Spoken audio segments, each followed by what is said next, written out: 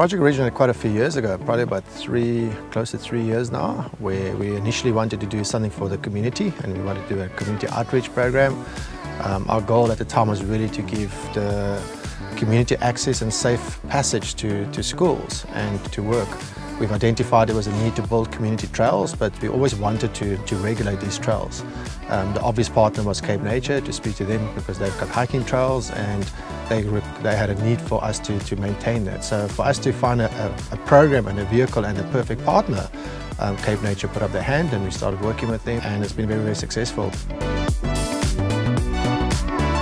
This initiative came about the identification of CapeNature's strategy to work with local communities, engage with local stakeholders, as well as working with non-profit organizations in delivering services to CapeNature. Hiking trail is by far the highest income generator at CapeNature, so we're continuously looking at forming partnerships to firstly ensure that our trails are safe for use. Secondly, that we are able to enhance the experiences of visitors by way of adding features to the trails, implementation of signage, of which is part of this relationship with Trails SA, and lastly, to ensure that there is visibility. And the one advantage that we had during the implementation of our initiative is that there was an interaction with the trail rangers as well as visitors of CapeNature, and that enhanced people's comfort towards safety during the implementation of this initiative. We've done about 9 different reserves within the Western Cape. We're close to 60 kilometers at the moment. Now 60 kilometers doesn't sound like a lot, but if you imagine the nature and the contours of these reserves being very mountain orientated, the guys have covered some really good ground with a small hand of individuals. We're hoping to grow the program to be able to get to more than double those numbers.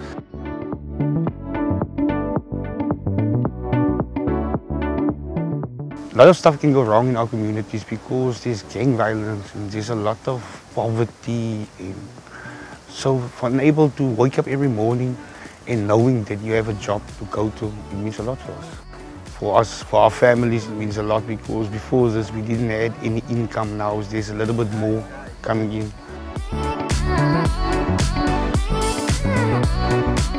The skills you need is to adapt towards the environment, because the first time that we started work we didn't have any training before. So we started slowly progressing to a faster method of working. And you have to be very fit in this job. And you have to have love for nature in order to do this.